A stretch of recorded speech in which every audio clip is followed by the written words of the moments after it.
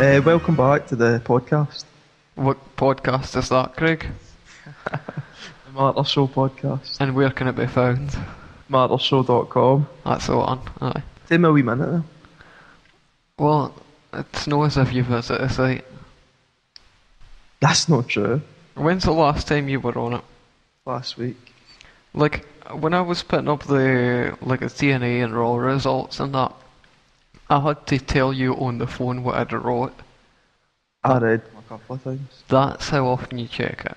No, I read them a couple of times just for you telling me. There you go. But you still made me tell you them back on the phone. Usually, you read it after I speak to you. Usually, aye. Or sometimes I just pretend I read it. But I'm guessing this time you're not going to be doing one. I'm not writing fuck all. No anymore. Do you know how much a pain in the arse it is to sit and watch something live and write down like everything? About as much a pain in the arse it is to watch something live, wait 12 hours and then do a podcast about it. No, because like this is easy. This is like, oh, would you remember about this? Would you remember about that?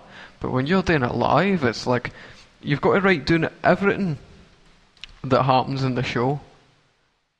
And then when the ad breaks hit, you can go in and edit what you've wrote because like the things nobody cares about. And the reason I don't put in like, oh, such and such done this and this was a fucking 4-star match or whatever, is because one, there is never a 4-star match on fucking televised wrestling. And two, because nobody wants to know. You know what happens when Orton gets in the ring. He does the same shit. He does the head stomp. He does that stupidly set up DDT for the second rope, and he does the stunner. But he doesn't always win. No. So Money in the Bank then. Well, that was a few months ago, Martin. Aye. But look what started. Like that's when Punk was like this massive thing. No, he's nothing. Now he's reduced to getting powerbombed by Kevin Nash. And making Triple H look as if he's still 30. Well, see, this is it. Like Vince is like, oh, I'm out, and Triple H comes in, and Triple H puts himself in the biggest angle like they've had in, 10 years, maybe? I don't know about 10 years. It's maybe not as big as like when Hogan came back. But it's big. Like the fans actually seem to give a shit this time. And so Triple H is like, oh, what I'm going to do is I'm going to write myself into this big storyline, and then I'm going to put myself in the main event at Night of Champions. With somebody else who doesn't have a championship belt, you know? But at least like Punk's had a title this year. Aye. But he's still not a champion, is he? He was screwed out of the title. But right, what was the first match? It was Miz and R-Truth. And you've still not seen it? No. Right, like why are they called Air Boom? The first time they came out and they won the belts, they were called Born Kings. It's probably called Air Boom because they do a lot of kind of high flying in that. But Born Kings is a better name. They're both shit. But Born Kings makes more sense than Air Boom. That's just two words you threw together. That's what WWE does though, isn't it? No, Generation X had a meaning. The corporation had a meaning. The Ministry of Darkness had a meaning. They sound all kind of fucking hip hop and shit these days. Air Boom. Air Boom. They're trying to fucking relate to a younger crowd. Where does the boom come from? Probably because they go up in the air and then boom when they hit something. No, is the boom like the like Kofi's taunt? Aye. And so like Bourne's the air guy? Aye, because he's got air. Is airborne no like his finisher or something? Right. It's like, is it no like a 450 splash or something? I don't know. I don't know. I don't like him. I think it's a frog splash. It should be doing a 450. There's a lot of frog splashes. But salts these days. Everybody's doing moonsaults. Badly. Aye, badly. It started with Brock Lesnar. Kurt Angle. Was it no Lesnar versus Angle where Lesnar did a moonsault and landed 3 inches for the turnbuckle on his face? Aye, Miz and R-Truth beat up the referee. because he didn't count fast enough for them. Aye, something like that. Or he was distracted, or some bullshit like that. So they get disqualified. And we still got all the proper tag team division. A great, like, way to start off the Night of Champions, like an important pay-per-view where every belt's on the line and things could happen, is bending it in a fucking DQ. No.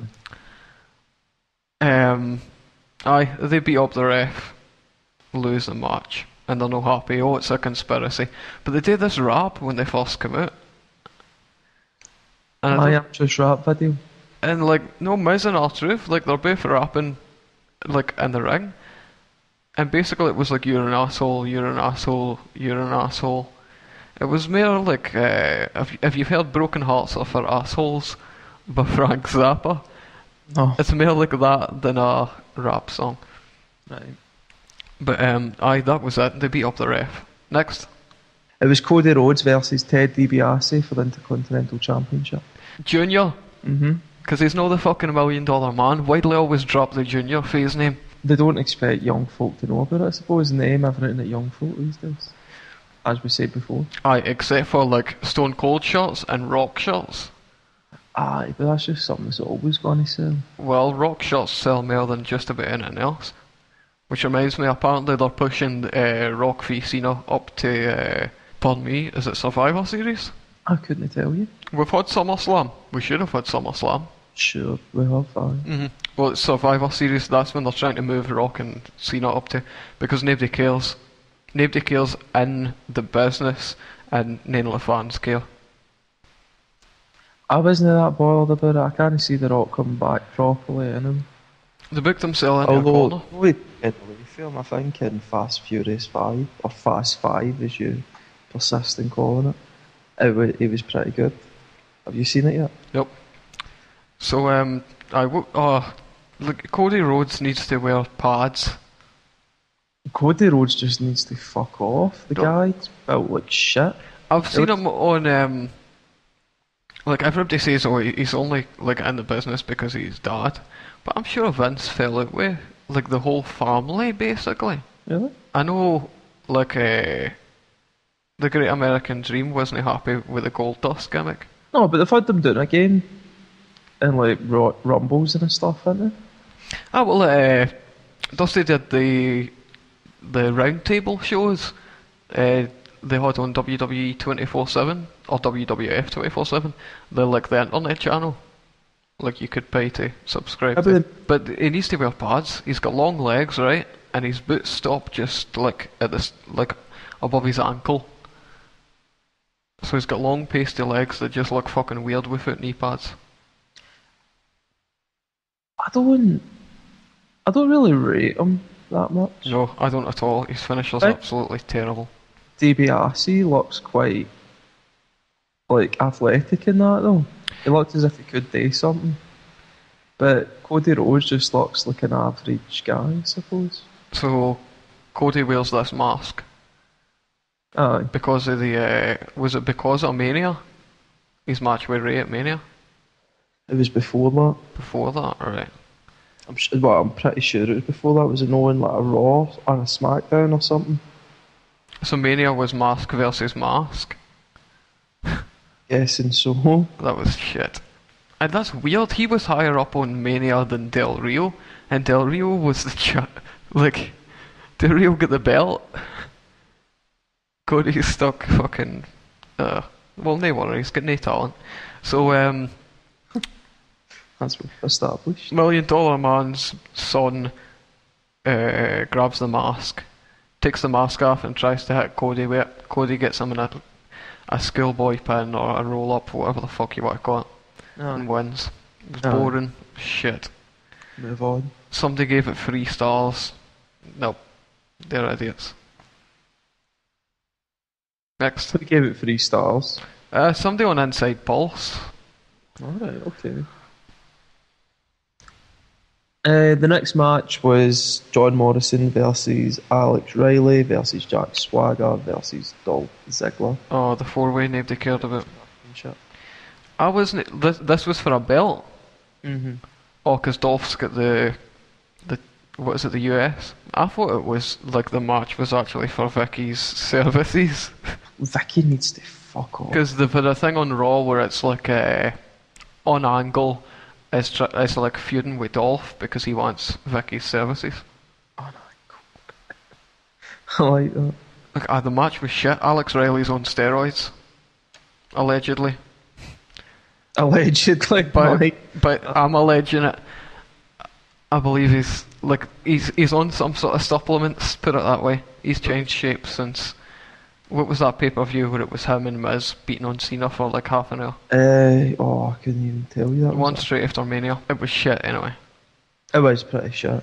Then they've got the whole recording and phone and blah blah blah. So he's a different shape now. The match was shit, but afterwards, Vicky was like, I knew it. My man came through. Everybody wants my services. I'm the biggest thing in the WWE and all the rest. What's the biggest thing in WWE? You seen the size yet? Who? Vicky. No, like basically what I thought, right? And I said this at the time. I was like, she was probably really pissed off at how they like get rid of Chavo. I doubt it. And so this is like them making it up to her by putting her on a pay-per-view and putting her in these matches and still having an angle with her. Because she won't annoy you. Eddie's been dead for a while and it's not like they need to can see she's alright. She must have plenty of money now. Probably. So Dolph kept the belt. Aye. Next. Well, no, I still want to talk about something in that. John Morrison was in that match.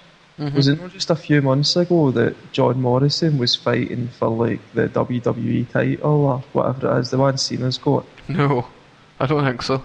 I'm sure he was in a cage match with Miz, Cena and him, and he was about to escape and win it, and Truth ran down and smashed the cage door into his head. That might have been last year. I don't Wasn't know. it last year? It was this year. I've not seen that. I don't know anything about it. I know he'd been gone for a while and then he came back and I was like, I don't remember him being this shit. But he was. Extreme Rules. It was in May. So, you know what was the interesting thing about the four-way? Somebody pointed out to us it was the only match where like all the competitors weren't wearing Speedos. You're obsessed with Speedos. Alex Riley was wearing Speedos, black Speedos, with embezzlements on it. Just obsessed. It's not everybody looks the same. They're like, right, this is our style entertainment and this is what we want to put forth, is that it's a sort of uniform look, all the guys have got in a uniform shape and nobody's allowed a good beard. Nobody's allowed anything. Orton's beard, man. Orton's fucking beard. Like, if it was a beard match between Orton and Mark Henry, it would have lasted 15 seconds. And I wish it had lasted 15 seconds. Was that the next match? The next match was Orton versus Mark Henry. Like, Mark Henry won. Everybody knew Mark Henry would win because the thing with Christian's like past now, and they need somebody to drop the belt to Orton again at Hell in a Cell. Should have called it Night of Transitional Champions. From what all I can see about the match, Mark Henry winning is all we need to say about him. Mark Henry, every time he's had a push in the past, has fucking injured somebody. Or injured himself. Aye, but do they not do this all the time with Mark Henry? Like every year or something, they give him the belt and then... Well, they don't give him a belt, they give him an opportunity and then he fucks up.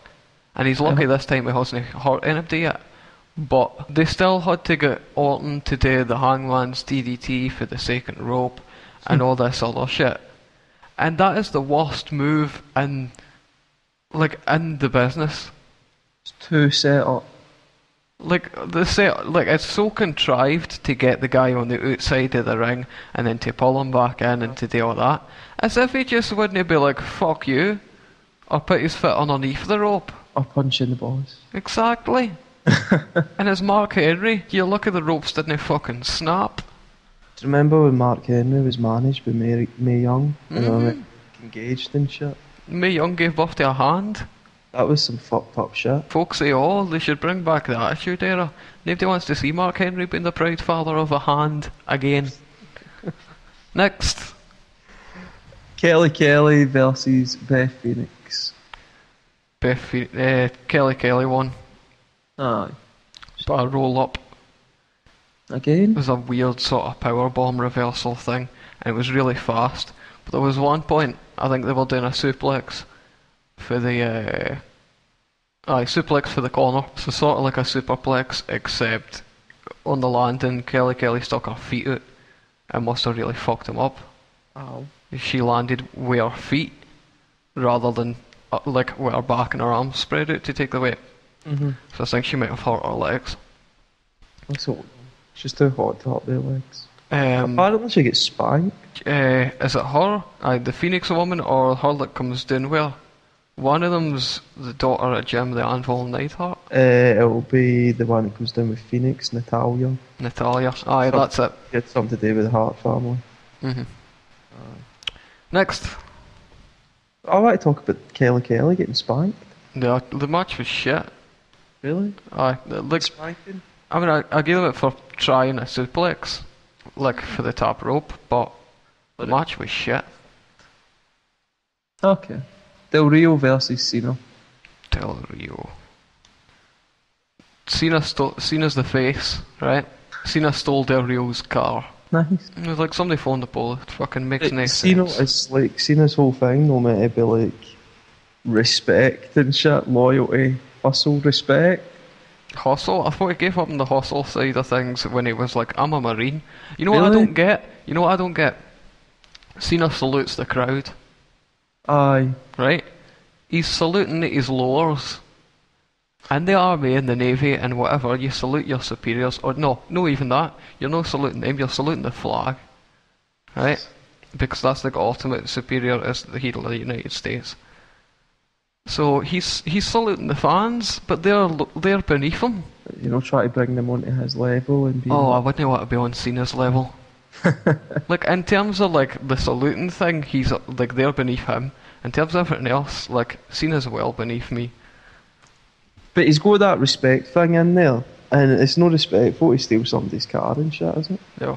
Well, in the past few weeks, Del Rio's been coming out and doing this whole intro, and Cena's been like, I can name that car. So Del Rio comes out and he's like, fucking bring me my announcer.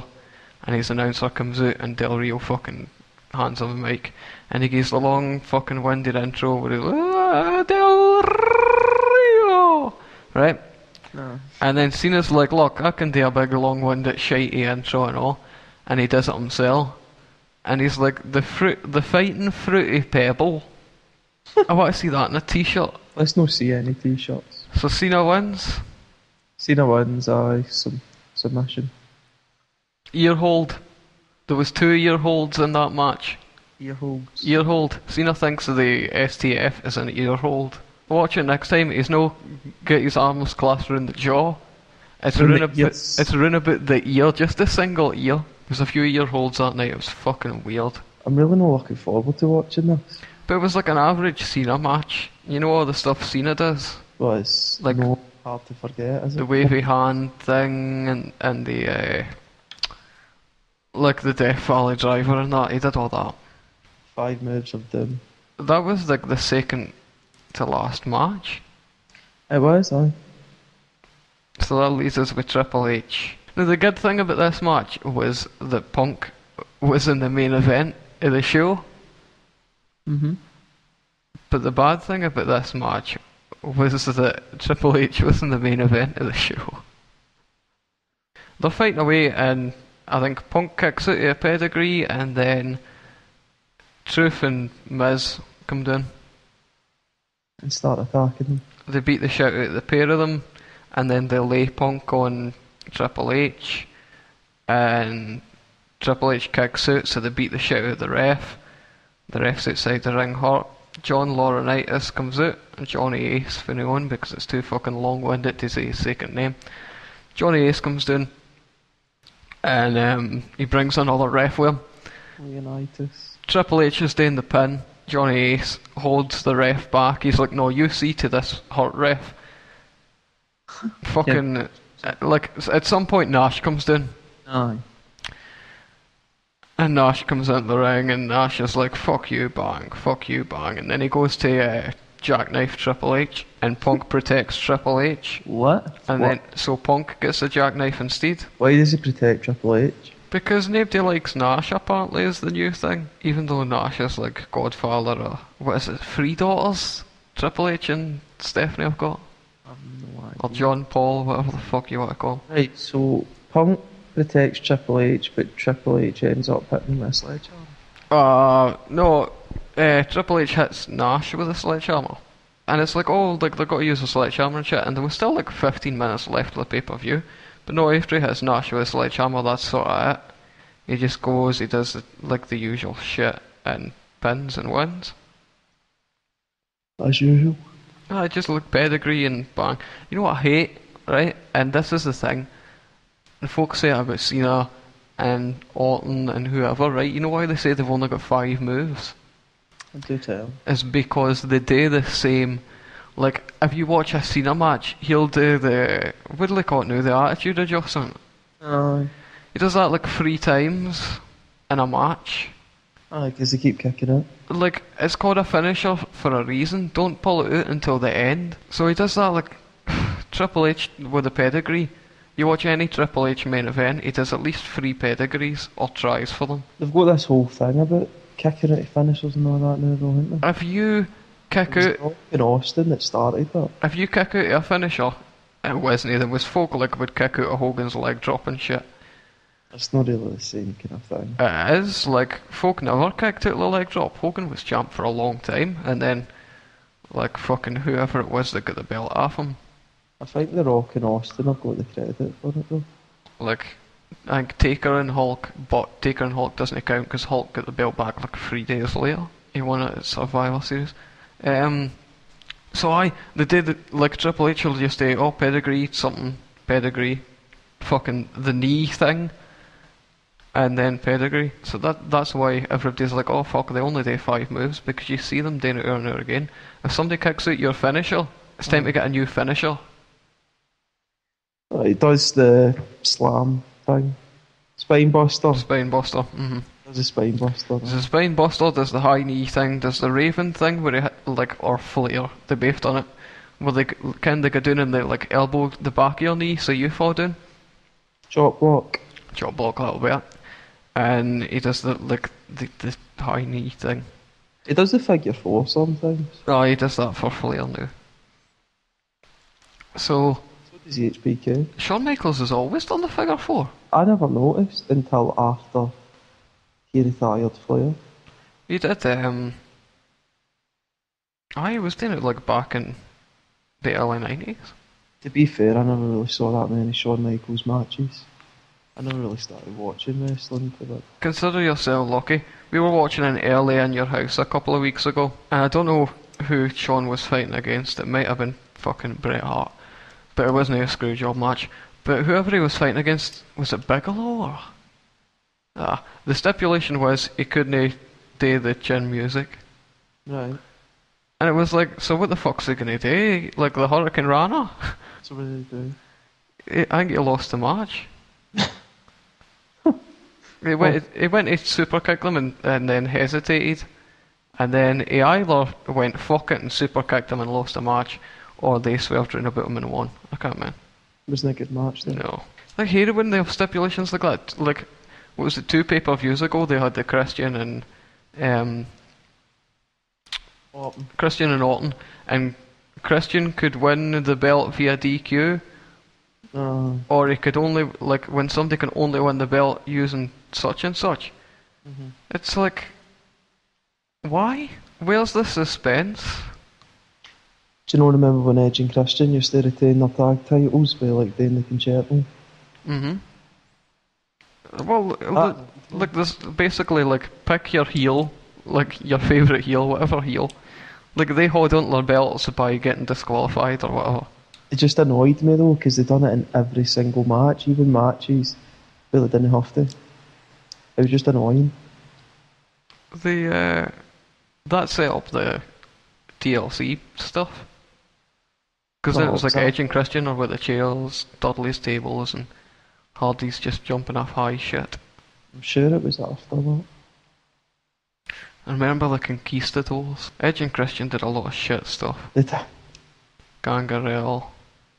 They were funny. Remember when they had Rhino as a pet? WWF fucked up Rhino.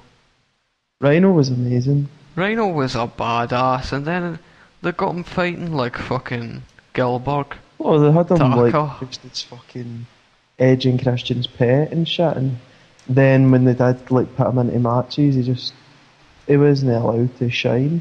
They could have done so much with him. The guy was a fucking beast. That's what I can never understand. When they got the ECW guys and a lot of the WCW guys eventually, but when they got the ECW guys more so, they did fuck all with any of them. The only one I know that they gave a main event to was like Sabu versus John Cena. Like,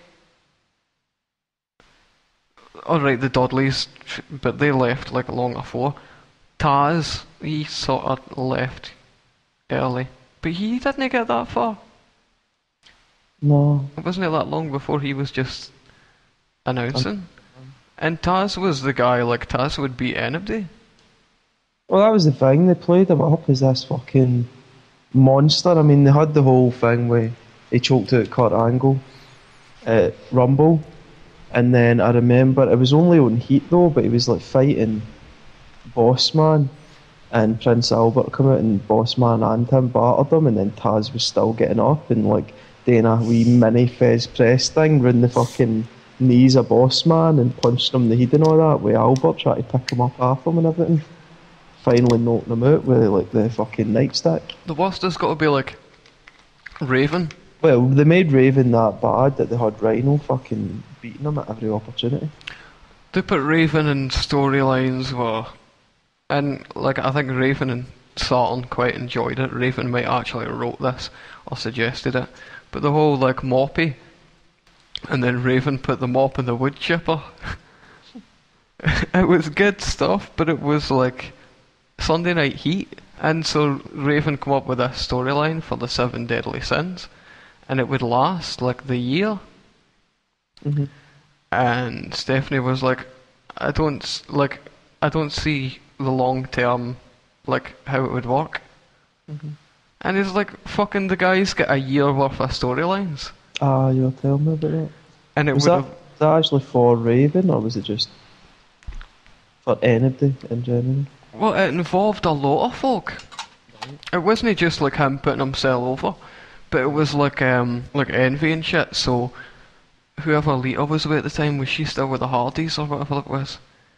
And the idea was for Lita, like Raven would come down and be like, I was fucking such and such last night, and they'd show a tape of him speaking to them and whatever.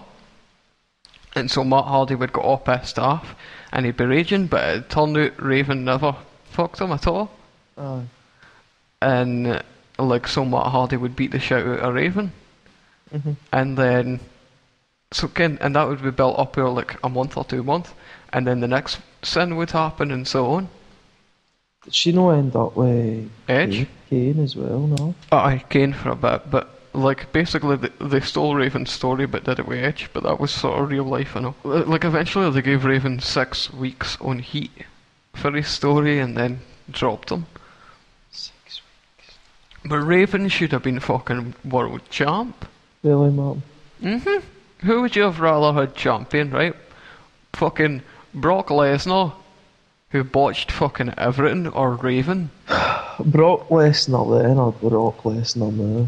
Brock Lesnar then, during his fucking championship reign? Fair play. Raven.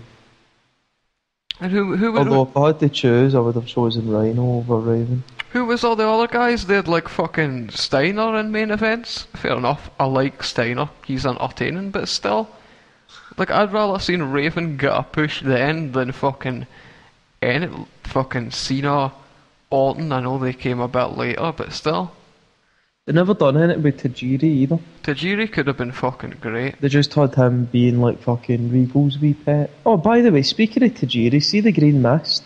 What the fuck was that shit Ray spat out his mouth at one pay-per-view like a couple of months ago? Blood? I don't even remember it being mentioned again. No, he spat it into Cody Rhodes, I think, into his face, and then pinned him. Ray, that would have been Ray at Cody at fucking Mania. But what was it he spat into his face? Oh, well, I imagine acid or something, seeing as Cody's wearing the mask. I just imagined that they would... No. Cody's wearing the mask because Ray botched a fucking 619 on him. Is that the story? Aye. That's why Cody come down wearing the mask.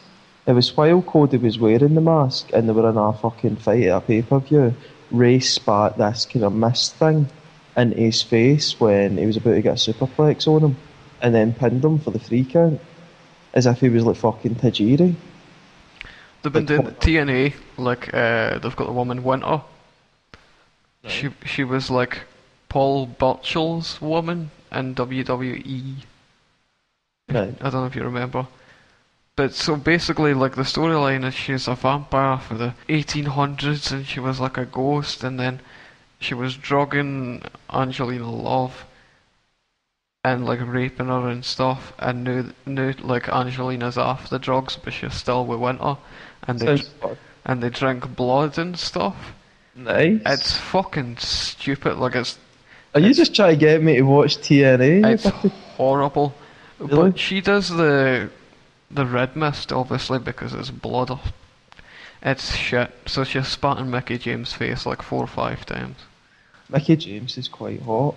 But I've not seen Ray doing that spit thing ever again, but they made such a big fucking thing about it on the night. Like it was like a big thing with the commentators, and I just don't remember it being mentioned ever since. Oh, you know what was a good thing about the, like, we'll probably close it with this, like the best thing about the pay-per-view last night? What do you think it was? Kelly getting spanked. No. There was a point where Michael Cole lost his voice. Sounds good to me. And even better than just Cole losing his voice, right, was that King and Booker kept to the script that involved Cole. So there was 15 seconds silence between King and Booker speaking. Mm-hmm. Like they were giving the space for Cole. It was ridiculous.